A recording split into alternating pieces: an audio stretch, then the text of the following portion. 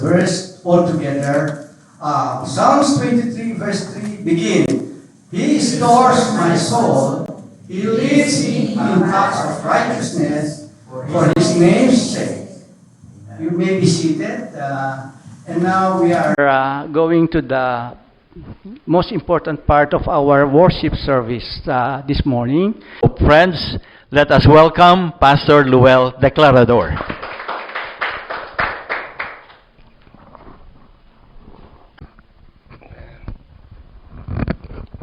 Sa sunod na eleksyon po. Good morning, everyone.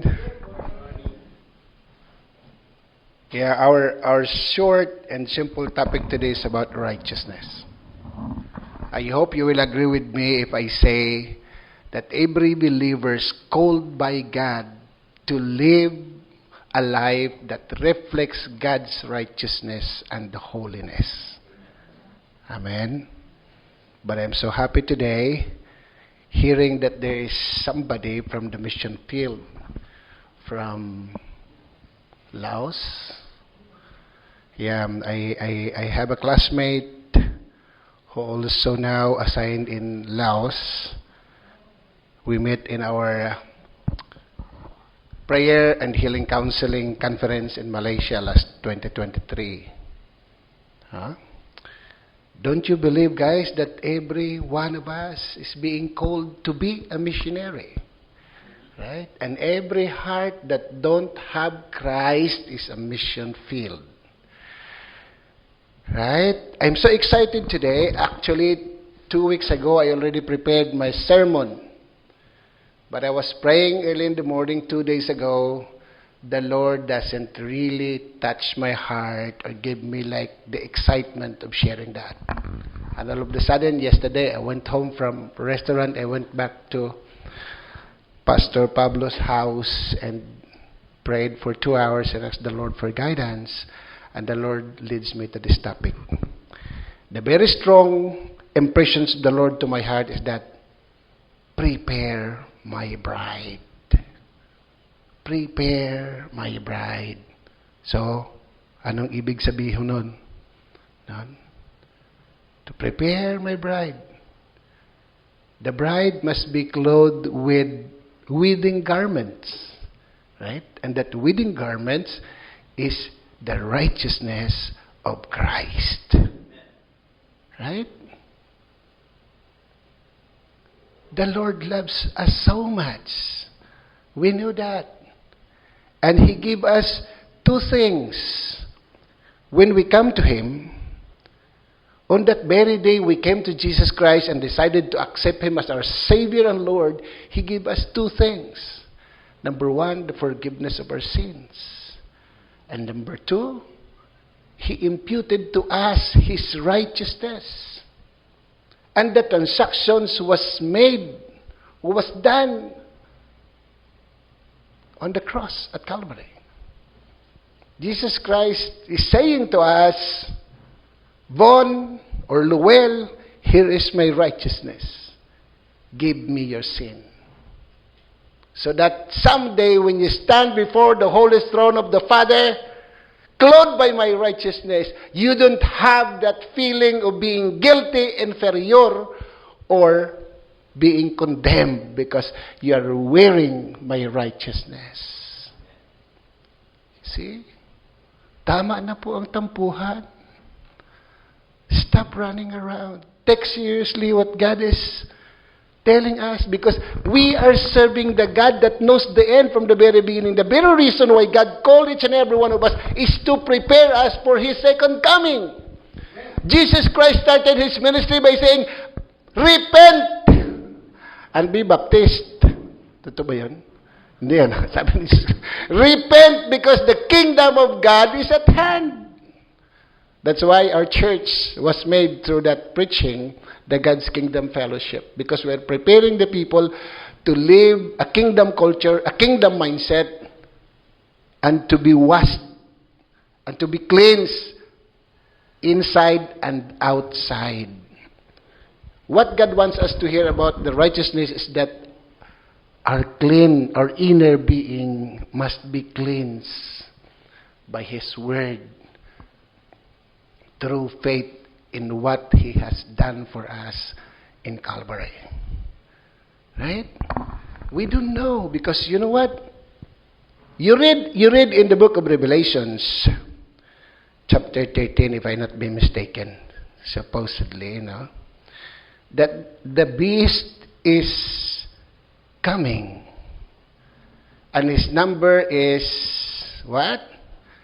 666, because 6 is the number of man and is imperfect. But if I tell you today, it doesn't come anymore, because it is already here. Huh? It is already here and being veiled by system, cloaked in convenience, and camouflaged beneath the culture.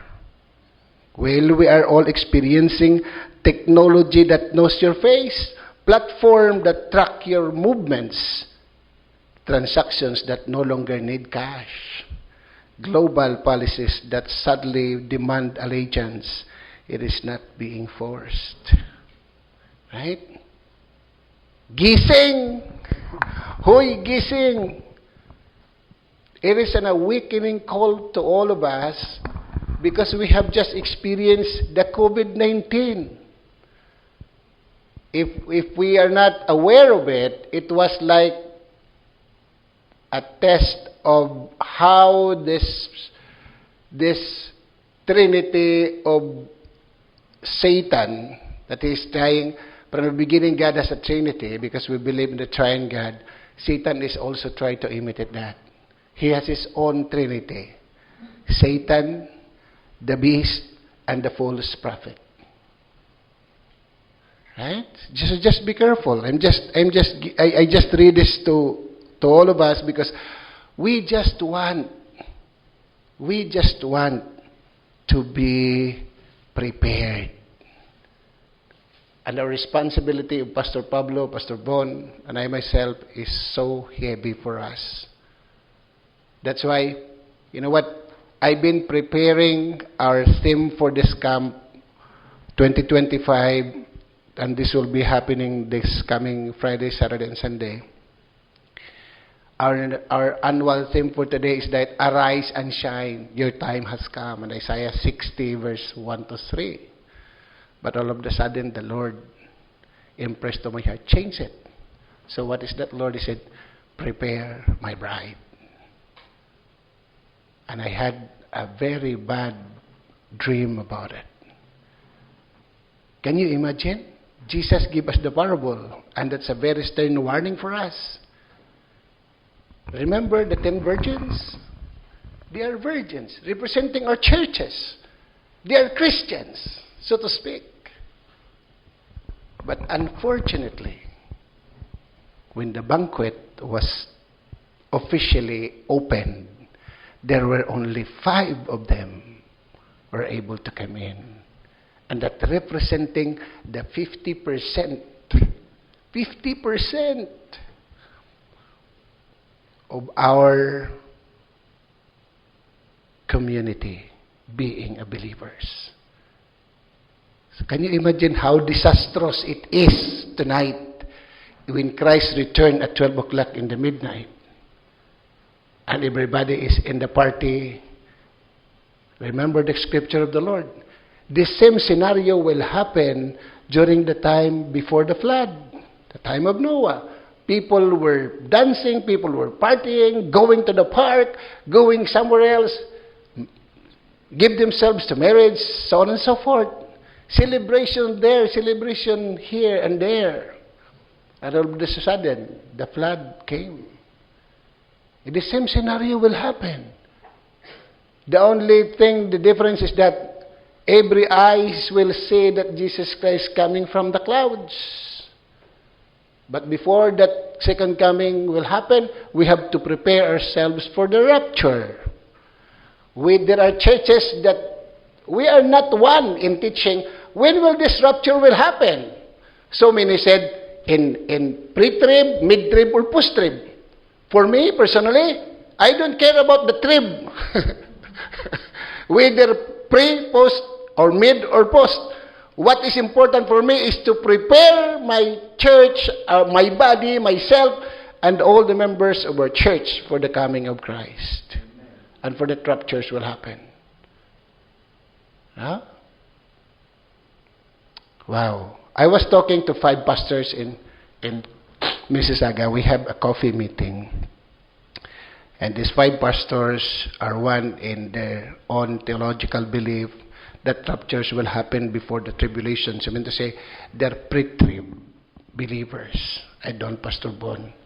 No, Pastor Pablo. As a missionary, I want to see what will happening. So I would say, picturing myself having in the tribulations. Huh? And they said, how about you, Pastor Luel? Oh, I'll be a post-trib guy. What? You want to experience these things that happen? Of course, because, why? Eh, kung marapture kayo, bahay niyong lalaki, sasakyan niyo bago, sino mag-asikaso? Nandi ako na lang. Ano mangyari doon pag lahat tayo nandun na? See? But joking aside, whether post, mid, or pre-church, let's prepare ourselves. Huh? Instead of celebration and partying, make it a habit every night to repent from your sins for the day. Because whether we like it or not, we sinned for the day. In our thoughts, in our words, in our action. That's why, before you sleep, Lord, forgive me. If you will ask me, ano bang kinatatakutan ko sa buhay ko? No? I will give you a simple answer. Takot akong ma-disqualified on the day of awarding ceremonies. Remember Matthew chapter 7? The Lord says, not everyone who call me Lord, Lord will be saved. And He will say unto you, away from me, I don't know you. Right? It is very clear. Only those who obey the word of my Father. So righteousness means, my wife is reminding me to shorten my sermon. And then, okay. Because, alam nyo sa simbahan, kami mga pastor, pag na-invite ka, at mahaba yung sermon mo, hindi ka na-invite ulit. So, Pastor Bon, haba-habaan ko na. No? Huh? So, what is righteousness? Righteousness is living alive, aligned to what the Lord wants us to live. Aligning to God's plan and purpose. Or adhering moral values or discipline or principles. I mean to say, righteousness is displaying the very nature of God in us. Living a life that pleases God. So, pleasing ba kay Lord na may sakit nanay mo, hindi mo dalawin? No?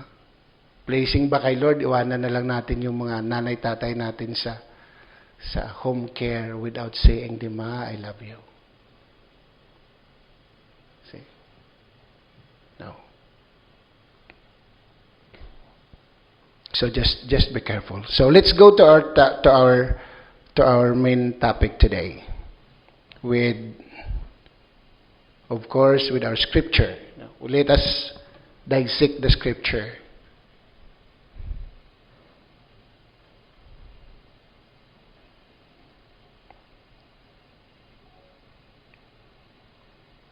My laptop doesn't want to work with me anymore. My laptop said it will retire ahead of me. So yesterday my laptop retired totally.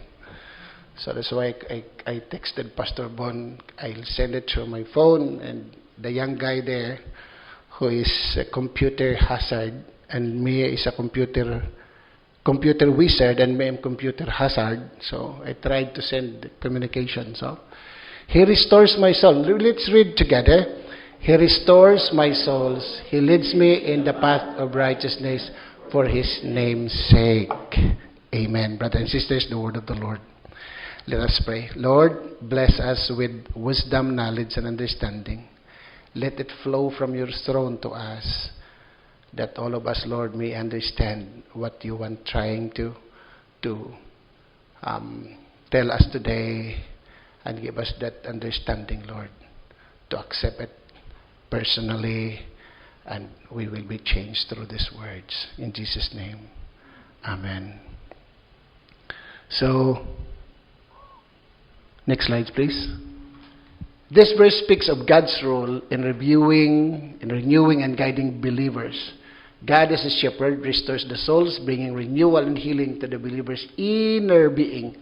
He then leads them to the right path, guiding them towards righteousness, not for their own merits, but for His own glory. Right? So from the very beginning, God has a plan and purpose in our lives.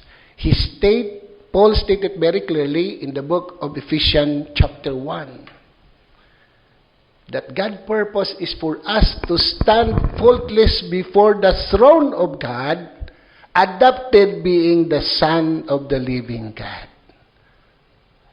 Huh?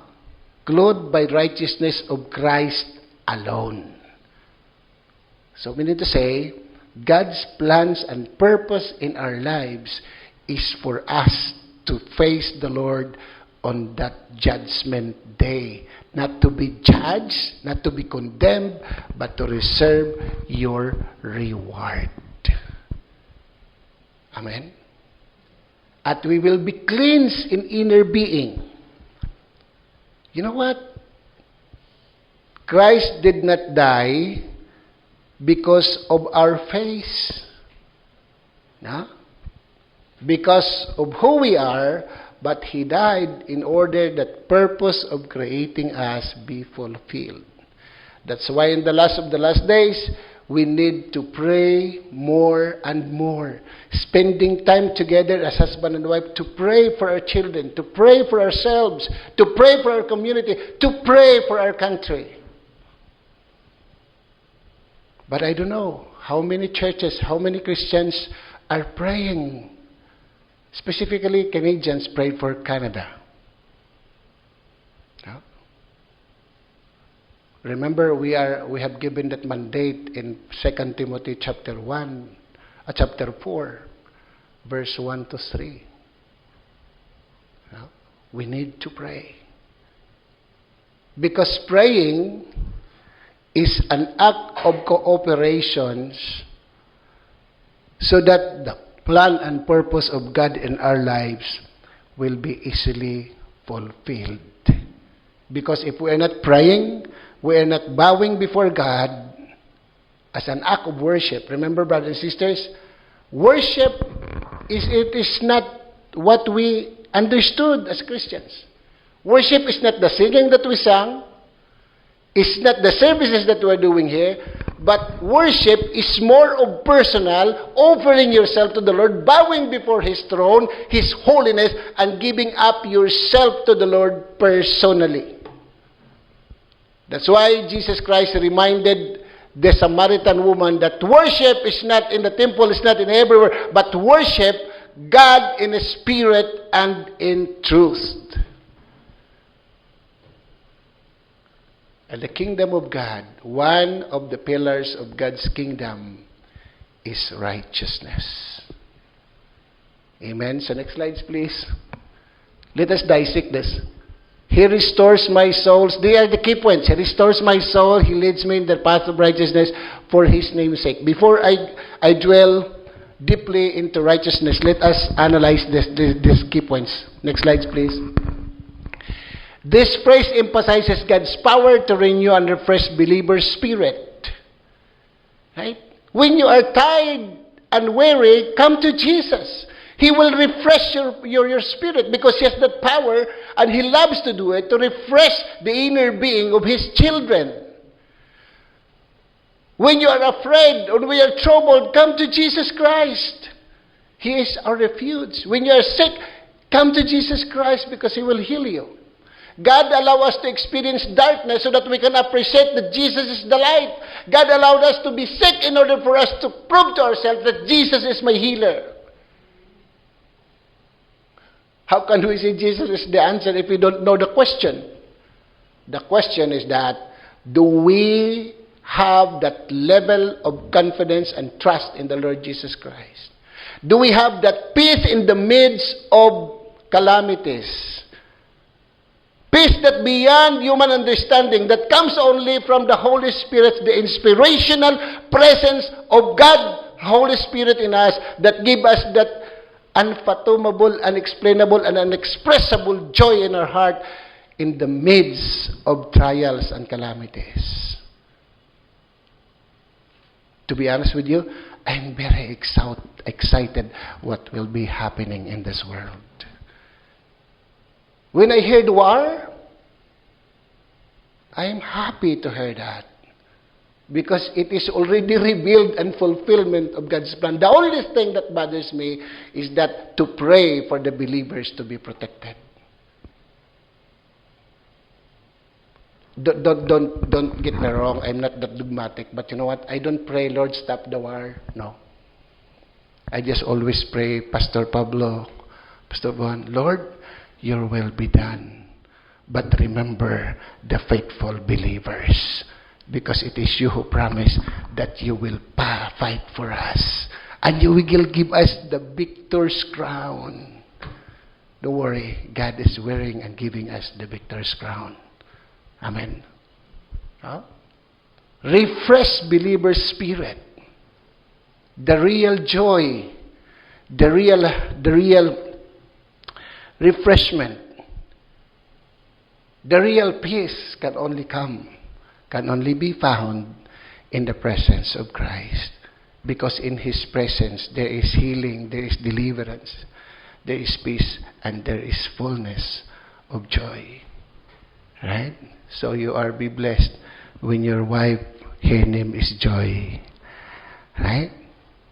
Okay. The Hebrews for restore is shob, meaning to return to a former state, indicating God's ability to heal and revitalize a weary or wounded soul. That's why in his physical tiredness and trouble, David says, God restores my souls.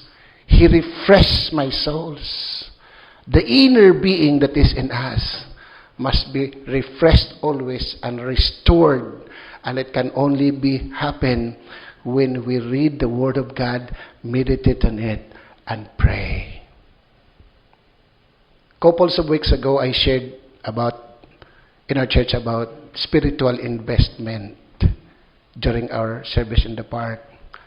And that spiritual investment means you invested something for the future just in order to gain profit. Right? So I told them remember the things about when you invest, you need banks. So we need BMO. Believe, meditate, and obey. So BMO, right? In order that money to grow, we need TD. TD Bank, di ba TD? Taste, try and taste how good is the Lord. No? See? And believe that God do everything He says. So you need TD. In order for us to enjoy all the profits that God has been stored for us, maintain your righteousness. RBC, no? R stands for righteousness. So, this is it. The restore my souls.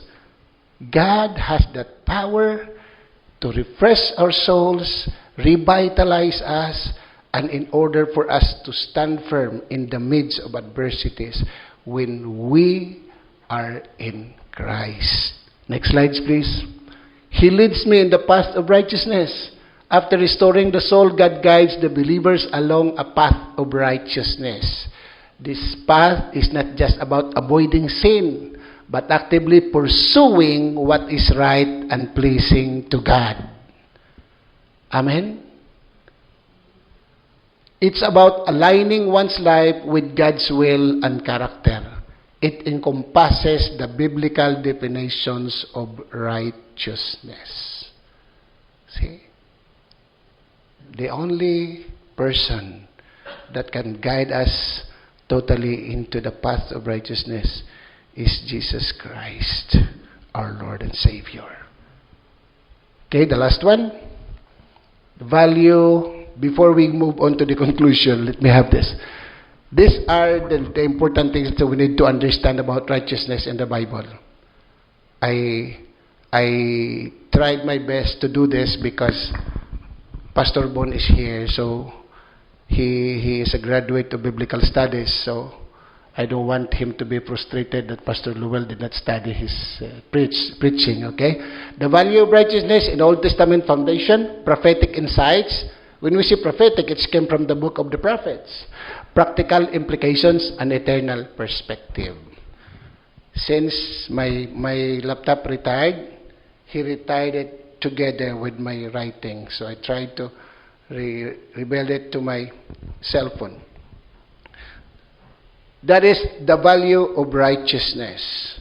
The concept of righteousness holds a central place in biblical theology, representing a key attribute of God and a desired quality in His followers. Righteousness, in its essence, refers to the state of being morally right or justified, aligning with God's standards and commands. The value of righteousness is underscored throughout Scripture, emphasizing its importance in the life of believers and its eternal significance. From the Old Testament foundations. In the Old Testament, righteousness is often associated with adherence to the law and the covenant relationship between God and His people. In Genesis 15:6 highlights the foundations aspects of faith in righteousness. Abram, before he was called Abraham, his name was Abram, believed the Lord and it was credited to him as righteousness. This verse underscored the principles that righteousness is not merely about external compliance, but deeply rooted in faith and trust in God. Amen. Our hope is in the glory of God. Meaning to say, glory in that particular phrase derives from the Greek word means, or from Hebrews words means, reputation. Our hope is in the reputations of God, and our trust and confidence in Christ considered or credited as our righteousness imputed to us. The Psalms and Proverbs frequently, and it was credited in the verse underscored the principles of righteousness is not merely about external compliance, but deeply rooted in the faith and trust in God. The Psalms and Proverbs frequently extol the virtues of righteousness. Psalms chapter 1 verse 6 states, "For the Lord guards the path of righteous, but the way of the wicked will perish," illustrating the protective and guiding role of righteousness in the life of believers. Proverbs 11:4 further emphasizes its value. Riches are worthless in the day of wrath, but righteousness delivers from death. See? Indicating that righteousness holds eternal value beyond material wealth. Kaya, blessed are the poor during calamities because they can dance and they can post themselves as pogi before the camera because they don't care about what they lost because they lost nothing. But the rich people were crying because of so much investment they have in this world. Right? Did you read about what happened to Alexander the Great when he was brought to his final rest? He gave the command to his faithful followers that on the way going to the cemetery, his what do you call that? What's the term in English with that kabaong, Pastor Bon? The coffin must be open and his hands must be out of the coffin, no? And it is open. That implies that you can do or can bring nothing to your grave. And all that carries him was the best doctor of England, declaring that there is no best doctors in this earth can prolong your life when God's requires it. And all the golds and the wealth of the world was scattered on the road implies that the wealth of the world comes from the world and returns to the world. Naked you come, naked you return. You come from the dust and you return to the dust. Right? But what is important to God is that we live a life that reflects His righteousness and holiness, because the book of Hebrews chapter 12 verse 4, if I'm not mistaken, if I state it correctly, requires that without holiness no one can see God. I think it's the book of Hebrews. Now, so what's the prophetic insights? What the prophets tells about righteousness? The prophet also speaks to the value of righteousness, open calling Israel back to the righteous relationship with God. Isaiah 32 verse 17 declares the fruit of righteousness will be peace, and the effect of righteousness will be quietness and confidence forever. This passage highlights the transformative power of righteousness, bringing peace and stability to individuals and communities. Right? Why there was flood? Because of sin. Why there was rain of brimstone and fire in Sodom and Gomorrah? It's because of sin. Why did there was exile? It happens in Israel because of sin. And why the world now is in chaos? Because of sin. Now God is excited to welcome us all.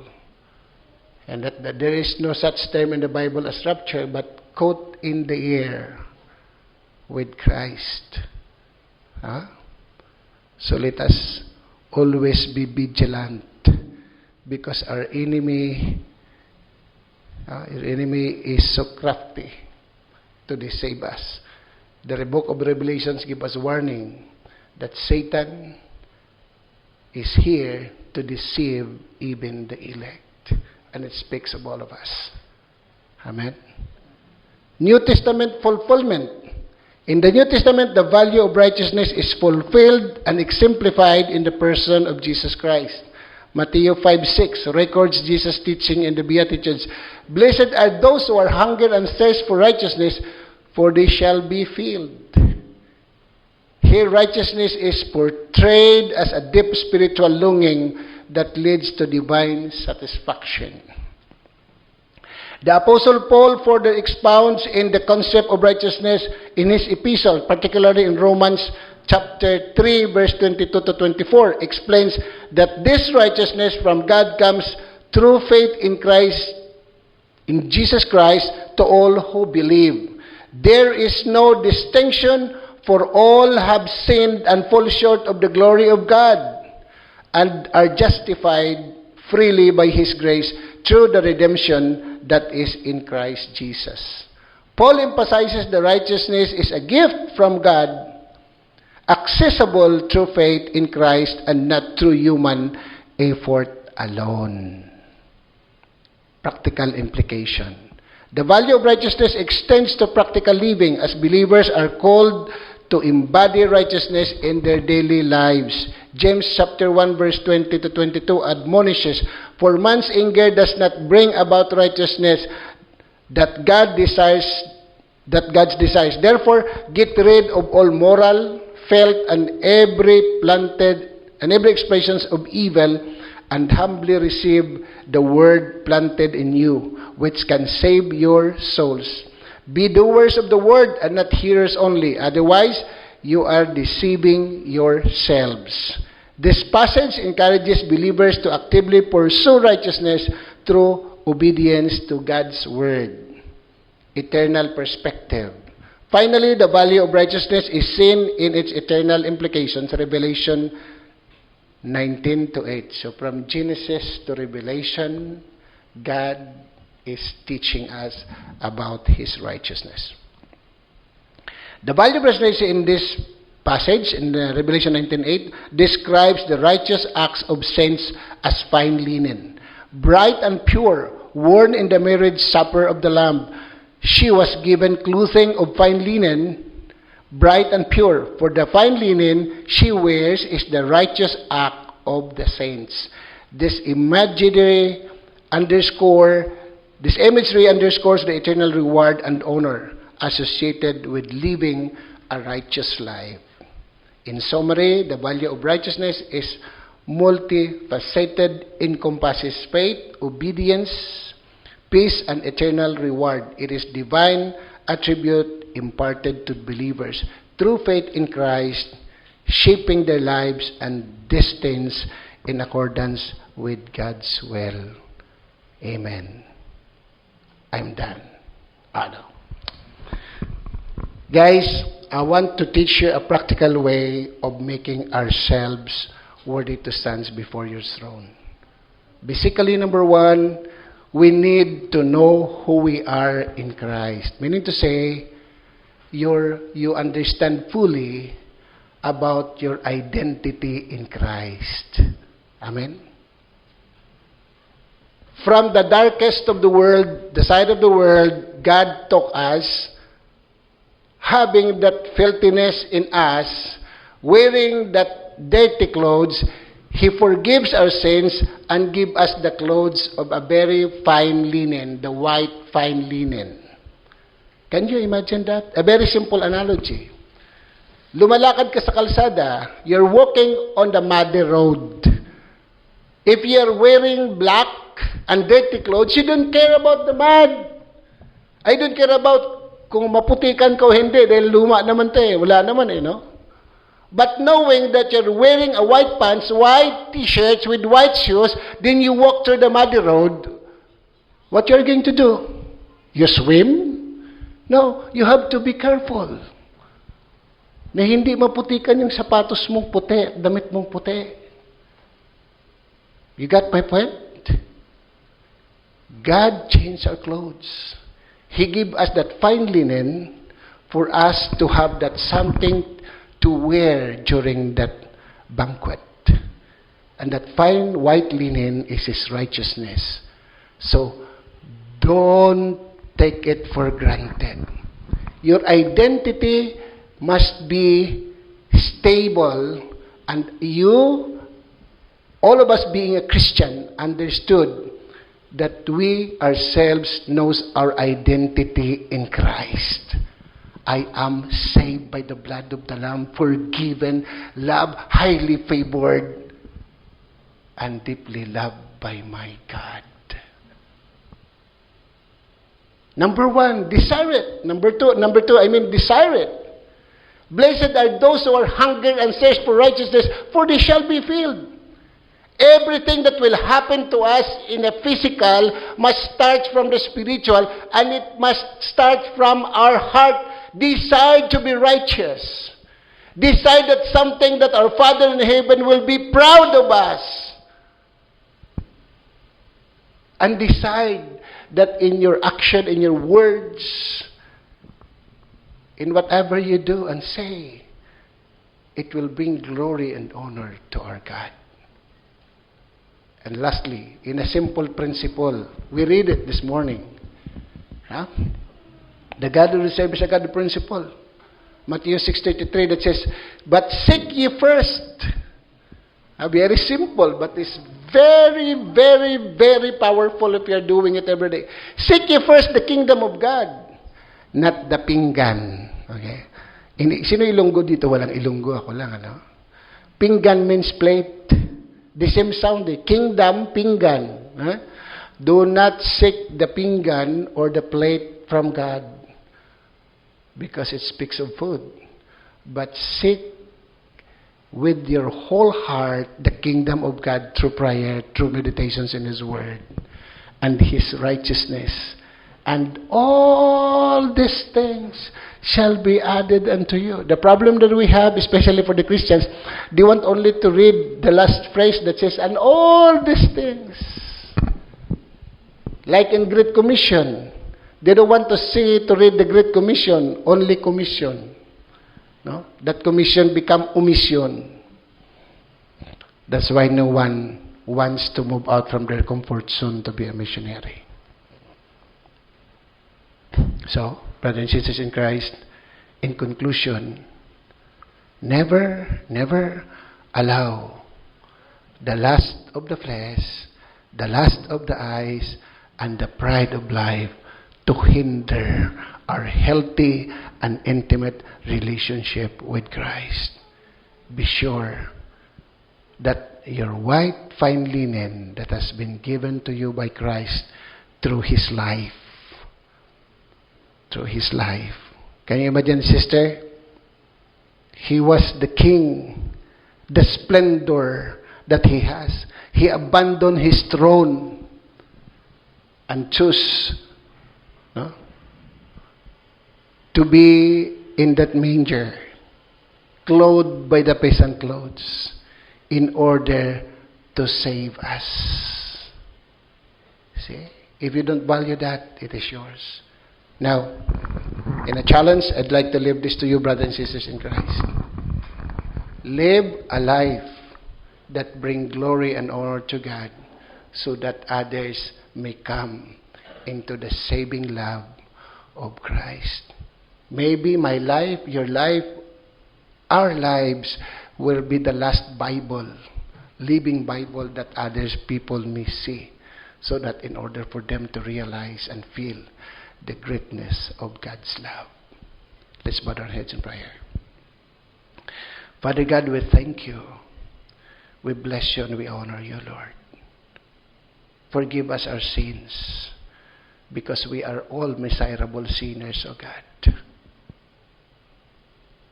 Lord, teach us the way continually, Lord, and bring us into the right path of life every day. As we come at this very moment, Lord, with a heart full of gratitude for being faithful, loving, and merciful Father to all of us, O Lord. Lord, receive our prayers and forgive our sins.